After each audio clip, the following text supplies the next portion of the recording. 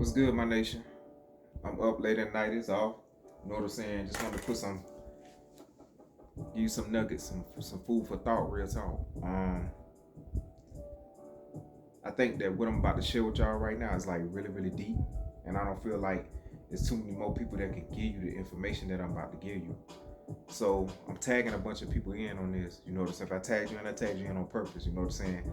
Yeah, I may not have hollered at you in a long time, but it don't mean that, you know what I'm saying, I don't care nothing about you or I don't think about you or whatever. But I'm tagging you in. I tagged a bunch of people in here who used to hate my guts. You know what I'm saying? Real talk. But you know what I'm saying? It is what it is. It's life that we was living, y'all. You know. So I just want to say that the information that I'm about to present, um you ain't gonna find it too many more places. You know what I'm saying? And you can find it online on Amazon, which I have in the link after that. In this book, Murder My Ignorance, you got this book, A Lie That Became the Truth and Still Remains a Lie. And you got the third book, If You Listen. There's two books missing. I still got The Mind of a Child, blue cover, and then The Time Is Now, which is the cover of the book looks like the camouflage that I got on. But I haven't finished those books, but I'm working on them, y'all. But if you go on Amazon, you can find these books. Check it out, because the information I'm about to give you is you being able to defuse a bomb. You know what I'm saying? A lot of us got involved with stuff as a youth that we didn't know how to handle when we got a hold to it. You know what I'm saying? I just think about so many different ways I could have used my energy. Like you see that character up behind me, that comes from one of my stories, and he's not the main character. He's just one of the characters in the story. But I could have put all that energy I put into gangbanging into being a cartoonist, and which is why I'm in animation school now. You know, so don't waste your energy. That's a big one with me, wasting your energy. On the beat behind me, if you can hear that beat, that's Domain out of Brunswick, Georgia. He a beat maker. He's a beast. He wonderful with it, and I'm using this beat right now. You know what I'm saying, to provide a different type of atmosphere. You know what I'm saying? Nice beat with them keys playing. But check me out though. Check these books out, y'all. I'm telling you, they important, especially if you got a child or you done been affiliated. Because some of what I'm finna say to you is gonna blow your mind if you've been affiliated, because you might didn't catch this stuff, or you might didn't know the stuff that I'm finna tell you right now. You know. So when I got locked up and I was in the chain gang, I was asking God. I was like, look, I need to know what, you know what I'm saying, what I got myself into. How do I explain this to somebody else and help them see what's going on? Well, in most religions, there's some type of 10 commandment. That basic religion is broke down on all these commandments. It's just basically love God, don't steal from one another, and different things of that nature. All holy books list, most holy books that I know of list the man as head of household. I'm finna show you how dangerous that is when you playing with this factor right here, this red and blue. When you playing with this factor right here, this red and blue, y'all. And I got the flags tied together because, you know what I'm saying, I never again disrespect Crip. I won't do it. I'm not finna do it no more. You know what I'm saying, this is where I came from, a blood gang, 6 Deuce Brims. You know what I'm saying? But I won't never disrespect them boys again, because some of the boys end up turning out being, you know what I'm saying, closer than a brother. You know what I'm saying? And all your enemies ain't your enemies, and all your friends ain't your friends. Because it was somebody in the red, you know what I'm saying? All is forgiven with me. That's another thing that we need to work on. That's real talk in the community with black people, period, is forgiveness. If we don't have that, we're not gonna make it. You know what I'm saying? It's very simple, small little keys that it takes for all us to jump back together again. For all us to just jump back together. Very little small keys that we're not putting into play. But I'm gonna go ahead and share with you today what poop is. And that's P-O-O-P. It's passion out of place. So I'm gonna share with you what that is today. You know what I'm saying? And just give you some food for thought, something to just think about, something to just play with your mind. And if y'all know some people or some people out there, share this with them. If y'all know some people out there who struggling with their kids, share this with them. I'm telling you, it'll get them something to say. It really will. So I'm gonna start off with the hard part first. First, I'm gonna say that I'm not trying to be disrespectful towards anybody that's a homosexual. I just want to explain to you, coming from where I'm from, what we used to do. So in between the late 80s and the early 90s, everything was about being macho. And um, any guys who were feminine, they usually just used to beat them up or do whatever.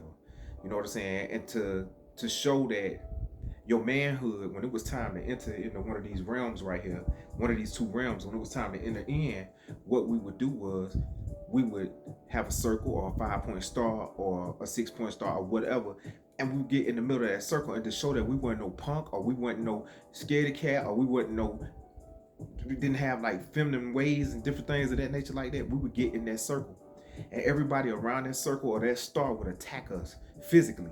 You know what I'm saying? And we would have to show that with our fists. You know what I'm saying? That we was basically a man. You know what I'm saying?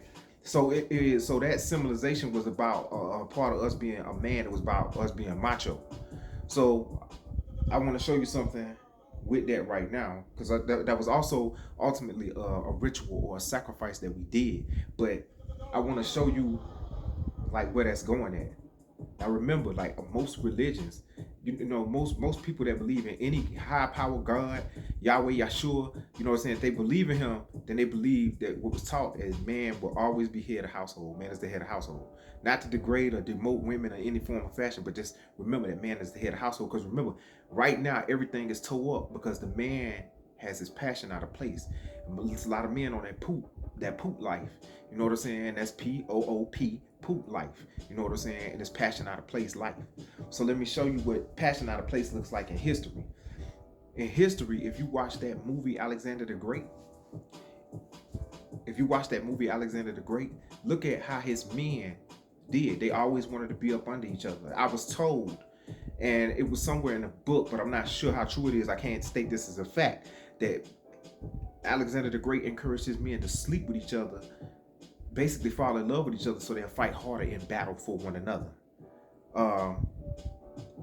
It's kind of ingenious, but at the same time, that's not my avenue of life. So I don't, whatever with that. But you got to think, if you watch the movie or you read the books and stuff like that, these men would come around and be around each other. They want to be with each other, and they would only usually use their women for utensils of reproduction. You know what I'm saying? But then they'll go right back around their boys.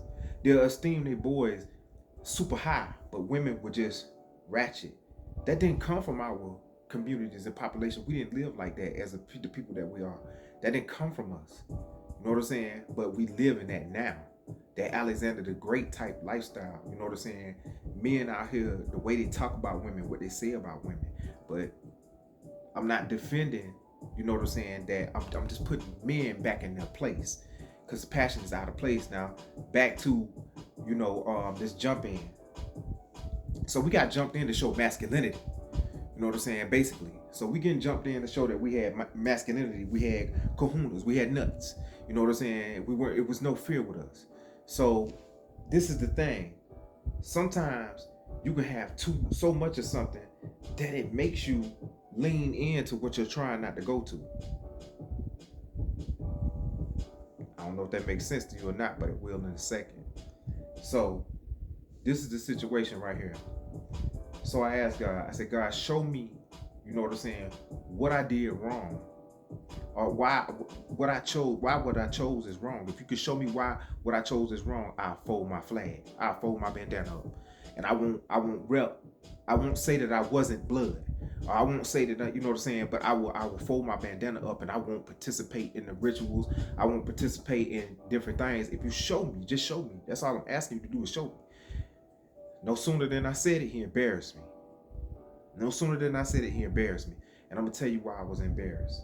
And I'm going to show you why. Because I did everything I was doing on that same macho standard, or that same masculine standard that we did everything on. And this is what he showed me. He showed me that God created man as head of household. I can show it to you even on this little paper right here. God created man to be head of household. He created him the leader, and he created him to be head of household. That's what he created him as. And then he gave him a family, which is the woman and the child. Okay, so you gotta look.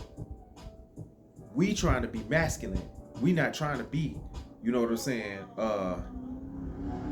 anything outside of masculine. We trying to show our masculine. But now, look, all a gay man did to be gay, no disrespect, all a gay man did to be gay was move the woman out of the place and put another man there, and then they were classified as gay because they liked it the same gender. Well, once you join an affiliation or you join the gang, your OG, your OG is now like your Lord. He's your Lord. But he's a man, he's not God. But you placing yourself in a position where you and that man, you just moved your family out of the way for that OG. So that y'all can, you and this OG are now one. Y'all got kids out there, y'all getting jumped in. Y'all got all kinds of families out there. If you ain't got a wife, you got a girl out there. You moving her out the way for the set and your OG. All a gay man did to be gay was move the woman out the way and put another man there. So what make you better if you think that you better than somebody gay? What make you think you better than somebody gay? All you did was move your family and your children or your mom and your people out of the way, and you put another man there. You got to worship that man because that man becomes your teacher now. And it's not that he's teaching you education. Some of these OGs don't know how to read. Some of these OGs don't know how to do nothing. I ain't gonna tell you no lie. I ain't gonna sit up here and tell you no lie. Bruh, real talk, my nation. I took over at 17 and a half. I turned 18 as the highest ranking 6 deuce brim, and I could not read. My reading was on a 5th grade level, and I couldn't read. Like, I took over, and I couldn't read like that. I used to be embarrassed to try to read in front of people. But I'm sitting up here teaching everybody else hand signs, BSG, and all kind of stuff like that, but my reading level was low. But just to mess you back up again with what I said, once you decide you're gonna take on this affiliation, you moving your family and everything out the way that's supposed to matter to you, and you putting the woman. Don't forget, you endangering them, because once everybody find out you on the set and you affiliated, if something go wrong, they don't come for you. They're not gonna come for you, or if they trying to get you, they may end up getting your family. So you just involved your family in the whole situation. The next thing, and that really blew me. That really blew me when I found out, like, I just moved everything out of the way for a man, and that was the OG. Even though he was a family member, you know what I'm saying? Even he was somebody in my family. I just moved everything out of the way for that. And now this is my teacher. This is my, you might as well say, your God. Because you're getting all your information from him. I just gave away my last name. I did everything. But it's set. This is what you getting into. You repping blood. Blood belongs to California. Crip belongs to California. But you repping this now. And it's like, you know, you done pushed everything over to the side. You done moved your girl out the way. You done moved your kids out the way. You done moved all this stuff out the way for a man. So here's my comedy behind it. I'm gonna do a little comedy right now behind it. So you hear people say, I die for my set, I die for my OG. Well, hell, you might well toot up and give him the booty too. I mean, shit, you making it real easy and simple. You just gave access. You saying I give my life for my set. I give my life for my set. A man can't give much more than his life for anything. But you willing to give your life for this OG, or you willing to give your life for his set? Well, toot up and give him the booty too, because you basically just saying, in so many words, I'm giving you everything. My submission, my this, my that, my that. You giving yourself to this. So people can't tell you this. Some people can't tell you this. Some people didn't take it that extremely when they got in. If you was in a place where it was dominant one thing, you know what I'm saying? You didn't have to bang as hard as other people. But see, my situation was different. My situation was, it wasn't nothing but Crips and Gangster Disciples where I was at, and I was like one of the only Bloods. You know what I'm saying? Now, don't get me wrong. It was some other bloods that'll give you the business. You know what I'm saying? Just like I did my best. But at the end of the day, it was passion out of place. And if I had to use that energy for something else, I could have been a cartoonist by now. Like I said, that's one of my characters right there. You know what I'm saying? I could have been great. I could have been great using all that energy. But because I used my energy wrong, they gave me a 23-year sentence. Ran that 23 in to make it 18. I did 12 off the 18, came home and had to do 6 on paper. And I've been playing catch up with life the whole time. And I didn't go to prison for slipping on banana peels or stealing bicycles. I went because I was putting in work. You know what I'm saying? Now let me explain the part to you about the rank structure in the streets, because whether you gang related or not, this will apply. You know what I'm saying?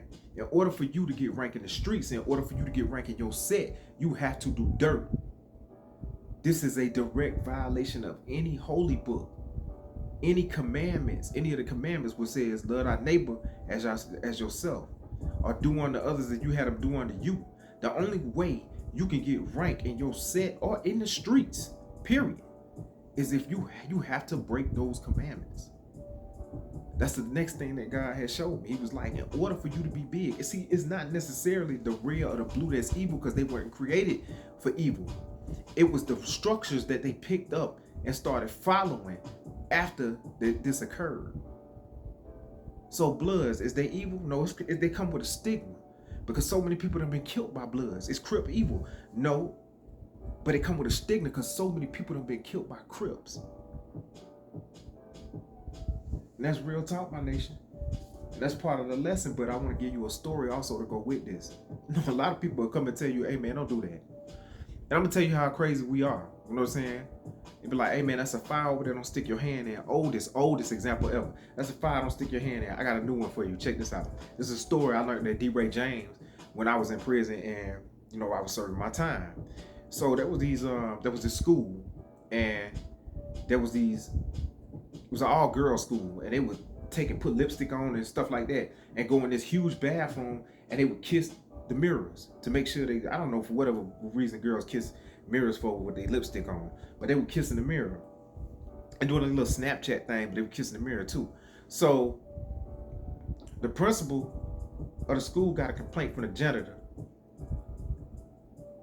The principal made an announcement, hey, could y'all stop kissing the mirror? As soon as she said it, it seemed like even more people did it.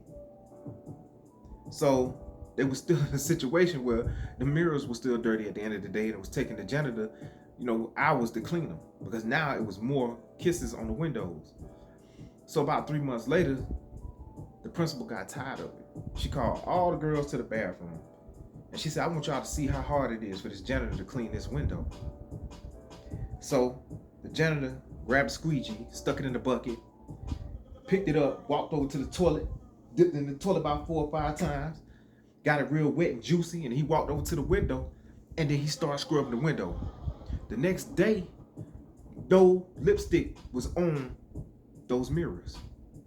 It's the same thing in life when people trying to tell the youth or y'all young cats out there, you know what I'm saying, hey, don't do that. You basically just kissing the mirror, my nation. That's all you're doing. You kissing everything nasty. You know what I'm saying? Nobody trying to keep nobody from having fun. You know, this is the thing. The people that I'm tagging in this post right here, that I'm doing right now, I know them. I know they real OGs. I know that they done been through, like, you know what I'm saying, stuff that you can't even imagine. And I know that, like, a lot of them got kids now, and they would never allow their kids to go through what they went through if they really had to put in some work in that gang stuff. Where I was at, I can name off people that don't even think I know who they are. I can name off people right now in my city where I was at doing this stuff at, and just knock their socks off. You know, I still know you out there. You know what I'm saying? And I got mad love for you, because I know y'all not nowhere near doing the same thing. You know what I'm saying? I just want to give a shout out to Kool-Aid, because he hit me up a little while ago. And like I said, we're going to get together, Kool-Aid. You know, I tagged you in the video And I'm saying this because a lot of what we getting ready to do reflect a lot of what we did. You know what I'm saying? You know, I've been talking to him. You know, and Greg Hood said something to me the other day. I got contacted by him and Yaya, better known as J Baby, the Crip, rolling 60s, straight out of California with the same set as Nipsey. You know what I'm saying? And the boys hit me up, man. We talked for a long time, man. And he was just mentioning to me, like, what can we say? What can we do? You know what I'm saying? To explain to these brothers. But you got to think, man, like real talk. You got to really think. You know, you trying to be so macho. You trying to be so hood. You trying to do all this stuff. Look at the OGs, man. Look at the OGs. Not the ones who directly over you. Look at the ones before them. What are they doing right now? A lot of them is working jobs, taking care of grandkids, taking care of their families and stuff like that. And eventually you got to understand that person that they are right now is the person you're going to become. You ain't going to be out there with a flag bandana hanging from your tail, you know what I'm saying, out there. If you live through banging. But a lot of y'all out there right now, y'all affiliated, but y'all computer banging. You know what I'm saying? Y'all and all that stuff in my time of my day. But you got to go outside. As soon as you walk out the door, it's on. As soon as you walk out the door, it's on. So I'm saying is to say, you know, the lessons are all in these books, and I got it in the link in the bio or in the link at the bottom. You know, get the books. I ain't trying to knock your head off. These books like $7 to $8 a piece. You know, bundle packages for $20. You get all 3 of the books for like $20 online at Amazon. Get the books. If you ain't got nothing you could say to them, if you ain't got nothing that you can, you know, you just like, damn, they're just doing it again, and I did it too, but I can't think of what to say to them. You gotta read these books. You gotta go through these books. You got to find stuff. It's in here to tell them. Listen to some of the stuff I say at the end of the book, at the end of the first book. Listen to some of the stuff it say. My nation, if you hanging with a clique full of liars, why won't they lie on you? You got to really think. I went to court with somebody who was supposed to be with me, but I knew he had a problem with his honesty. So at the end of the day, how come it wasn't gonna be me that got turned on? If you hang with a bunch of lies and a bunch of thieves, why won't they steal from you? You got to ask yourself questions that make sense.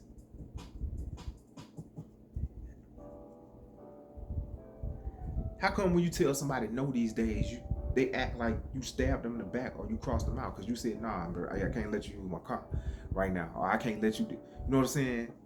Think about some of y'all out there dealing with people, they not your friend. They there for the convenience of use.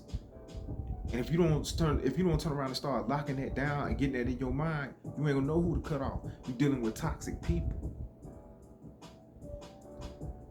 This is a crazy one right here, but it's a real one though. It says, my nation, who's going to take care of your children like you? Nobody is. So when you sit up here, this is what you're doing when you dedicate yourself to this and you start following the missions and stuff like that. This is the lesson that I had to learn, and you ain't gonna learn it until you learn it the hard way like I did. This is the thing right here. Bro, you got this kid out here, you got this girl out here. Y'all may get along, y'all may not. It doesn't even matter, because it's not gonna matter when you get locked up and then you get mad when she gone. Or you get mad when she messing around with somebody in your clique. But you left her out there. Women need guidance, bro, from us as men. They looking for I don't care if you got the strongest, most independent woman in the world, she still look for some type of guidance from her guy.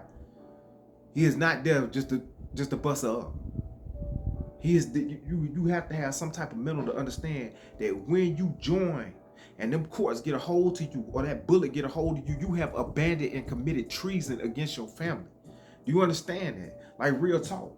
I'm not talking about your family in the red or the blue. I'm talking about your family that was birthed to you, that God gave you. You ain't your brother wasn't your brother because just by opportunity. He was your brother because if you were older than him, he was your brother because you were there to lead him. That's why your younger brother is your younger brother. That's why your younger brothers are your younger brothers. Your sisters are your younger. God put that like that because he wanted you to fulfill a mission here on earth. But you know, like I said, I'm not religious, but I'm equating a lot of holy information with a lot of stuff that we doing, and how you turning your back on your family, how you turning your back on your family, how you turning your back on your kids, how you turn your back on God. I'm still struggling with my relationships with my kids because I was gone so long. Now me and my 5-year-old got an impeccable relationship, and I'm thankful for that, like utterly. You know what I'm saying? But talking to y'all, just let you know this information. This is real information, and you get a lot of information from these books. I'm telling you, you're not gonna, some of the stuff I'm saying in these books, you're not gonna hear that stuff nowhere else. And that's real talk, my nation. So with that being said, you know what I'm saying, I'm gonna close this thing out. And y'all be blessed, man. You know, this is just food for thought, something to put you to bed. Amen.